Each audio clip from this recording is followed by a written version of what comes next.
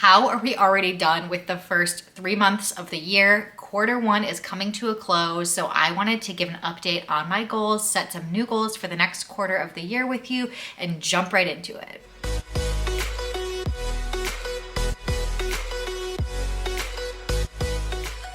I'm Sophie from Sophisticated Organization. If you're new here, I used to do these videos every single month, and starting in 2024, I'm playing around with doing a quarterly update, setting some larger goals and checking in that way. So at the beginning of the year, if you didn't see my Q1 goal planning video, I kind of talked about how I'm planning goals in general, my mentality around it, maybe some ideas for how you can set goals. If you want to check that video out, I will make sure to link that in this video. But diving right into what's going on in my world now that we are 3 months into the beginning of the year. I had a baby at the very end of December. So I have been on maternity leave for the past 3 months. I am just about to head back to work as I'm filming this. I'm heading back the first week of April. So we are right on the cusp of that. I am like smiling right now, but I'm so sad about the fact that I have to head back to work and leave my little baby at daycare. He's going to go to the same daycare that our older kid goes to. So hopefully that helps make it just like a little bit easier. I'm sure if you have been following me, you know that I already had a baby. His name is Henry. He's the cutest little thing ever with a whole ton of hair. He's been a pretty good baby for the most part. Of course, all infants, newborns have crying spells and difficulties and stuff, but he has been doing pretty well at night, sleeping, which has been really helpful. And I've just been having the best time on maternity leave with him.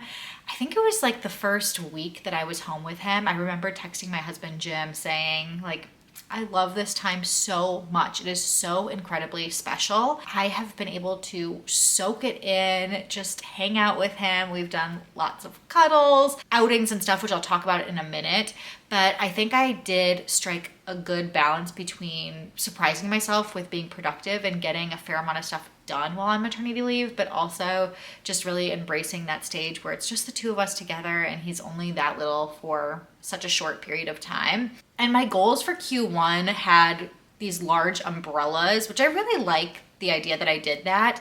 So the first one was confidence, and a lot of the confidence that I wanted to work on for the first quarter of the year was confidence in my mothering and mother skills, which I kind of think just naturally happened. The second time around, I have been so much more confident than I was the first time. When people ask if Henry is an easy baby or not, I often tend towards saying yes.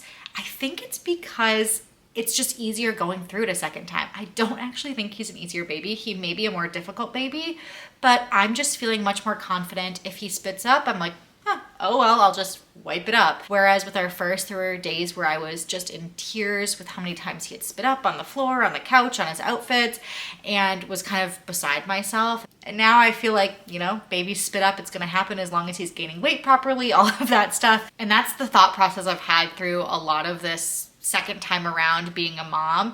I wanted to go out more and be more confident in going out, because with our first, I hated that cycle of having to feed them and then immediately feeling like I need to leave the house or else I'm gonna miss that window, and then I'm gonna have to feed them if we're out and all of that stuff. I have been much more relaxed about that. I'm still very conscious of the cycles. We do these wake windows, they're called, if you don't have kids or you haven't had kids recently. It's kind of a concept that a lot of people do. So you're truly on this cycle where you feed them, they're awake, and then they go to sleep. And then you feed them, and then they're awake, and then they go to sleep. So that awake time is when I try and go do something with him, and I have just not been at stress. If he gets hungry again, I can always breastfeed in the car or like go find somewhere. It's always gonna work out. I told this story on my Sophisticated Motherhood channel, but I remember I went out to the grocery store a few weeks postpartum, and one of the employees was like, how old is that baby? And I told her, 2-3 weeks. And she said, this isn't your first time around, is it? And I was like, no, why? I do have an older child. And she said, if this was your first baby, you would still be at home right now. So part of it is the fact that it's just, I'm a second time mom, so it's a lot easier. But the other part, I think I've pushed myself to just get out there, keep my routine, and not doubt myself so much. So I think really goal achieved there. The other part of confidence that I wanted to work on was confidence with 2 kids. Goal failed. I am not there. I'm not confident when I'm at home alone with the two of them, and I am not confident when I am out in public with the two of them. I have done both of those things several times. Going out in public is obviously much more difficult. Little things like daycare pickup with our older son, Owen, picking him up and bringing Henry. Like, I've figured out how to navigate that and can get them both in the car better. I struggle with having a 2-year-old. 2-year-olds have some meltdowns every now and then. I have an infant that I am breastfeeding and physically attached to at certain times. So there's different things sorry, my battery died there, but I was saying that both kids require me physically sometimes at the same time, and I just can't do that. I'm only one person. And I had some other moms leave me comments on my Sophisticated Motherhood channel saying that they have older kids now, like older toddlers, and they still do not go out with the two of them alone, or still don't have that confidence, which made me feel a lot better. So maybe that was not really a realistic goal. Although I know some parents and mothers and fathers just roll with the punches and are fine if there's meltdowns and things like that. I just feel really guilty when I can't be fulfilling and meeting the needs of both kids at once. But I do think it is teaching a healthy level of patience in our toddler. Of course, you can't really teach that with a newborn. The last part of confidence I talked about as a goal was body confidence. And I knew, being 3 months postpartum, which I am right now, I was not going to be confident in my body. And I'm not. It's not like I am how I was before I was pregnant, or I'm feeling super great or anything. I am feeling much better, but I wanted to focus on my diet and exercise, and having those goals move me towards feeling confident. I will say, I think the first probably 2 months, I was not great. The first 2 months, I actually could not work out. You're not supposed to work out until 6 weeks postpartum. And then I started working out 6 weeks postpartum, but working out is very light. You want to go slowly into the introduction. And the other part is, it's really hard to have an uninterrupted workout when you have a baby. I hear phantom cries all the time, or actual cries where I have to stop my workout in the middle. I just started the last couple weeks going to the actual gym again and using the gym childcare for an hour. Complete game changer. Total parent hack, mom hack, whatever you want to call it. But that has really been helping. And I think moving forward, when I go back to work, it'll be much easier to work out because I do have the kids at daycare, so I can work out on my lunch break uninterrupted. And then in terms of food, the transition from pregnancy eating to postpartum eating and breastfeeding eating has been difficult. First 2 months, again, I wasn't great. The last month, I have been so much better with my diet. I've been really intentional about trying to eat when I'm actually hungry, focusing on what I talked about, the eating breakfast, one snack, lunch, one snack, and dinner, and that's it, and not grazing around all day long just because I'm at home and bored, and trying to be intentional with what those foods are. I'm eating as much as I want, not worrying about that. But if I'm hungry, I'm trying to pick between, am I gonna eat chips or an apple? I'm trying to pick the apple over the chips, that type of thing. So for goals going into the next quarter under the umbrella of confidence, because I want to bring that through, I want to keep growing in my motherhood skills and keep pushing that confidence in watching the two kids forward, but knowing that it might not be 100% confidence by the end, because it sounds like that's something that a lot of people struggle with. And then for exercise, I have my exercise routine all planned out for the next 3 months. I actually physically write it down in my calendar what I want to do. So I have my running app that I'm starting again. It is a walk jog app that slowly builds you back up to running so you can do it safely without injury. I have that 3 days a week. I have my postpartum workouts. The woman that I follow and got her program, her name is Kim Perry. She's on Instagram, and I got her pregnancy program and postpartum program. And she just has this like schedule. So I'm following her schedule, sticking to it. She has you working out 5 days a week, and then I'm adding the running on top of it. But her workouts are 10 minutes long sometimes, 15, some are 7 minutes long, and then you just repeat as many rounds as you have time for or as much energy as you have. So I think that's actually quite realistic, because even if I don't have time or don't feel like working out, I can put in 10 minutes of physical activity 5 days a week and really make that a goal and I think achieve that. So those are my goals for confidence and how it went for the past quarter. The next thing we're gonna move on to is spending. So my goal was really just not to spend unless it was necessary. And in my mind, I was thinking, you know, gas is necessary, food is necessary. I'm not going to be tracking those things because they're a little bit of inevitables. I could always tighten in my grocery budget and focus on driving less just so I wasn't spending as much money on gas, but that wasn't what my goal was. I wanted to stop that frivolous spending. And I'm gonna leave on the screen totals for what I actually spent on a few different categories. And some of them are a little bit higher than I expected or would have liked for them to be. Kids' clothing is one that I way overspent in, I think. I mentioned that that is a spot where I struggle because kids' clothes are so cute. Buying stuff for kids, so cute. And this one's kind of iffy for me because some of it is necessary. Let's say buying clothing for me. Do I actually need new clothing? No, I have clothing. My children, on the other hand, at least our toddler, is continuing to grow. So for the summer season, he is going to need shorts and t-shirts that fit him. He does not fit in the shorts and t-shirts he wore last season, so I have to buy new stuff. I probably could have waited and spent $0 on clothing this past quarter and started buying it now. But all of the spring lines started coming out at places like Target and Old Navy, and I wanted to get the stuff that I really liked and thought was cute. So I did, and obviously ended up spending some money. Most of it was stuff that he truly needs, but a few items I bought were long pants and shirts, and he already has some of those, so they weren't 100% necessities.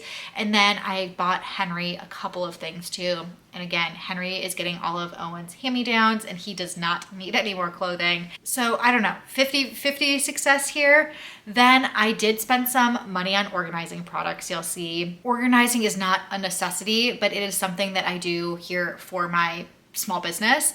It is something that I share on social media. So part of it was organizing spaces that I was sharing on social media as we moved through with the sophisticated declutter. After I decluttered spaces, I wanted to reorganize those places. Some things I'm calling organizing, but I bought like those tissue holders, decorative ones that you put on top of tissue boxes so they look a little bit nicer in your space. I've just been kind of trying to get our house looking a little bit more the way that I want it to look. So I put that under organizing as well. Other than those two main categories, in the miscellaneous, I didn't buy a lot of stuff. The one thing I will say that was completely unnecessary is I bought a new nail polish. I bought actually this color. I was not planning this at all, but I did buy this blue color.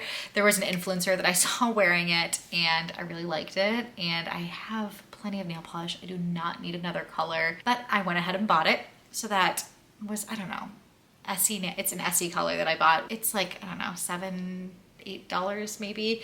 So not necessary, but I splurged a little bit, I guess you could say. In the miscellaneous category, I bought Valentine's Day sprinkles. Didn't need to do that. And then there were some other things that were necessary spending that I didn't anticipate. Owen jumped out of his crib for the first time and hit his head, so we needed to get him a big boy bed. So I had expenses around buying him new bedding and getting him pillows and a comforter and a new mattress and a bed frame and all of that stuff. So I'm not including all of those totals because I do count those as necessities. They were just necessities I did not anticipate. Or one of his lunch boxes broke, so I bought a new lunch box for him. Necessity because he goes to school and needs a lunch box.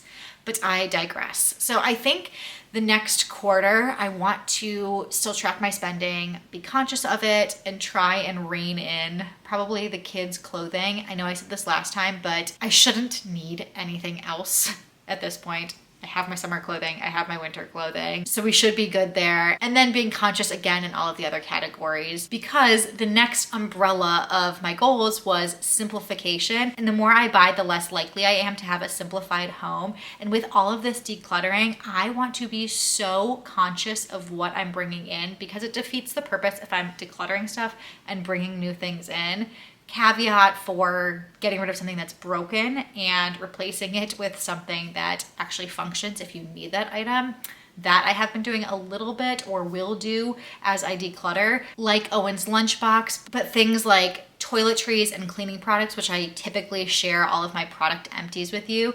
Those things, I'm trying to use the products, get them out of my collection, get them out of my home, and not introduce new things. So not buying new things is of course very important in that process. And the sophisticated declutter has been going tremendously well from a personal perspective, how I'm doing with it. It feels so great to have a few spaces fully decluttered in my home already. And then from a business perspective, I think it got a lot of excitement going on my Instagram and on YouTube and just a lot of engagement. And I love having those themes to the weeks and months and being able to weave it through YouTube and Instagram. It's given me a lot of great ideas for content and what I want to share, because I know we're focused on the kitchen. So I have all of these different things that I can share around the kitchen, and it just kind of helps the creative juices flowing. And I know a lot of you are enjoying it as well. So in terms of those business goals around the sophisticated declutter, I have had a lot of extra content these past 3 months. I have been posting bonus videos at the beginning of each space, like I mentioned I would. So sometimes I'm posting 4 videos a week, which is probably crazy. 2 videos a week used to be my normal, and then I added on Sophisticated Motherhood, my other YouTube channel, and then with these bonus videos, sometimes there's 4 a week. And I've also revived my newsletter, sending out summaries at the beginning of each space via email to those that are subscribed. And this was not anticipated, but as we're talking about business goals, I did 2 things that I didn't even have as goals, but I'm very excited that I did. The newsletter has also become a weekly newsletter again. I used to do that, and I've been sending out all of the links to recipes I've been cooking that week, links to the YouTube videos that were posted that week, sharing a little snippet of some Instagram posts, weekly favorite products, like my most requested links or just things that I am loving that week. And I think you guys have really been liking that. And then the other thing that I didn't anticipate was I reorganized my recipe binders when we were focusing on decluttering the kitchen. And so many of you really wanted to know how I did that and wanted to do it yourself. So I posted a YouTube video on doing that, and you guys asked for a template. So I created a template recipe binder product that is available if you would like to check that out as well. But that was not an anticipated thing. I worked hard on it and I'm really proud of it. And I would really like to keep doing those types of things. The other business goals I had was more focused around growth, and the growth I wanted to see across all platforms. Sophisticated Organization had a great growth on Instagram at the beginning of the year. It slowed down a little bit, but I think it's going a lot better because of how consistent I've been. I have been posting sometimes every day. Every now and then there'll be a 2-day gap, but usually the most I'll have is a 1-day gap. But I've been posting so consistently there and genuinely enjoying it. I've been on stories a lot, and I think it's just been really fun to engage that way. And like I said, I've been enjoying it. Sophisticated Motherhood, I almost essentially paused. I've just started reviving it this past month. So I really got to figure out if I want to weave those 2 back together or keep them separate. If you have a thought down below, whether you have kids or don't have kids, if you want me to separate the kids' content out more, please let me know. Or if you like seeing the whole person in one place, let me know as well, because I am seriously struggling and not knowing what to do with that. YouTube, it has not been that difficult to post separately for those videos, but the Instagram concept has been a little bit difficult to show up like on stories and talking to 2 different audiences. It feels like I have an alter ego a little bit. So that has been difficult. But YouTube videos, I have been consistent, like I mentioned, sometimes 3 times a week on Sophisticated Organization, every single Monday on Sophisticated Motherhood. The big part that I didn't do well on is cross-posting to YouTube Shorts. I wanted to utilize any reels that I made and put them into short form content in YouTube. Did not do that once. So I need to get on that a little bit more, because it's like, I've already done it. Might as well, and maybe post on TikTok as well. I don't know. Are you guys on TikTok? Is that a thing? I'm not really. I've posted a few times there, but have not figured that out. And then the last thing is my content the right content, and drilling into that? And I've looked at the analytics a little bit on Sophisticated Motherhood. I started doing some more casual coffee chats, I was calling them, where they're less produced videos, and I'm just casually chatting about a different topic. I've talked about candidly the transition from 1 to 2, some of my thoughts and emotions with it, on maternity leave in general, how it went, how it was going. I also am sharing a video on thoughts on going back to work. So those have been kind of fun, and I think they get more engagement than some of the other types of videos I've been doing. So working on honing that in. And same thing for sophisticated organization. So my business goals for next quarter are going to be continuing to focus on posting on Instagram stories daily. That has been so much fun. Keeping up the YouTube posting consistency for the next quarter. I'm still gonna do the same schedule, stick to the same Instagram posts. I am going to, again, try and post every other day, every day, something like that. I think I was trying to do like 5 posts a week was like a little bit of a goal in my head. I don't know if I wanna make that super concrete, but that's something I'm thinking about, is 5-ish posts per week. And then for sophisticated motherhood, my real goal there is just to figure out what the heck I'm doing, because I don't know, and I need to figure that out and really have a clear direction with it. That channel is getting really close to 1,000 subscribers. So if you are not subscribed and you are interested in mom content, or you just like chatting with me, then please go subscribe over there. And then the newsletter I'm gonna keep up, but I wanna start adding in some sort of digital product or printable, or relating it to a different product and including that, whether it's something that I create for free for you to download or a paid product that I'm working on, but continuing to create those digital products and other physical products that I can be sharing through my newsletter. So keep an eye out for that. That is going to be a goal for next quarter as well. And then before we go into my bathroom and talk about product empties, because we are going to do that, I love doing it at the end of these videos, sharing everything that I've used up over the past quarter. Now it used to be every month, but I'm sharing all of the cleaning products that I used up separately in a video where I'm going over all of my cleaning products that I own, kind of chit-chatting, giving a little bit of review of products, and showing all of the empties that I used for quarter 1. I will show a little picture here of all of the product empties. If you're interested, you can go and watch that video. But the makeup and beauty empties, we are going to head into my bathroom right now and go look at those. So if you're familiar with my channel, you know this is not my bathroom. I am in our guest bathroom just to have the ambiance of the bathroom. Henry is asleep in our bedroom, which is right next to the bathroom, and I did not want to wake him up.